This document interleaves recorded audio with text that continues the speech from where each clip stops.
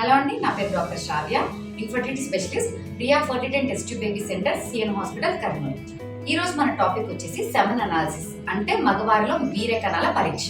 So ఈ semen analysis వీర్యకణాల పరీక్ష ఎప్పుడు చేయాలంటే భార్య భర్తలు ఇద్దరు 3 నుంచి 5 రోజుల వరకు కలవకుండా ఈ టెస్ట్ కి వీర్యకణాల పరీక్ష అనేది ఇవ్వాల్సి ఉంటుందండి. అలానే మొత్తంగా మనకి ఇచ్చిన శాంపుల్లో నార్మల్ ఫార్మ్స్ అంటే నార్మల్ గా ఉండే స్పర్మ్స్ వచ్చేసి మినిమం 4% ఉండాలన్నమాట. ఇవి మనకి WHO గైడ్ లైన్స్ ప్రకారం 2021లో రిలీజ్ చేసిన ఒక రిపోర్ట్ ప్రకారమే మనం ఈ సెమెన్ రిపోర్ట్ అనేది మనం ఫాలో అవుతామండి. సో వీటి కౌంట్ అనేది ఎలా ఉండాలని ఇప్పుడు రిపోర్ట్ చూద్దాం.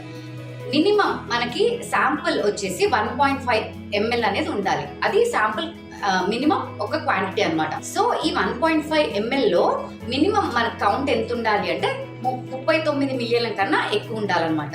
అంటే పర్ ఎంఎల్ వచ్చేసి 15 మిలియన్ కన్నా ఎక్కువ ఉండాలి. ఇది నార్మల్ కౌంట్ ఆఫ్ స్పర్మ్ అన్నమాట. అలానే మొత్తంగా కదులుతున్న వీర్యకణాలు వచ్చేసి కనీసం మనకి 40% ఉండాలి. అంటే 40% దాకా ఉండాలన్నమాట టోటల్ మొటైల్ స్పర్మ్స్. వీటిలో ప్రోగ్రెసివ్ మోటిలిటీ అంటే బాగా ముందుకి కదులుతున్న స్పర్మ్స్ వచ్చేసి మనకి 32% ఉండాలి. అంటే 32% ఉండాలి. ఇది మనకి ఐవీఎఫ్ ల్యాబ్ లో ఉన్న సెమెనాలిసిస్ రూమ్ లో ఈ సెమెనాలిసిస్ అనేది మనం రొటీన్ గా కలెక్ట్ చేస్తాము. కొంతమందికి ఈ హాస్పిటల్స్ లో సెమెన్ శాంపుల్ ఇవ్వడం అనేది ఇబ్బందిగా ఉండొచ్చు.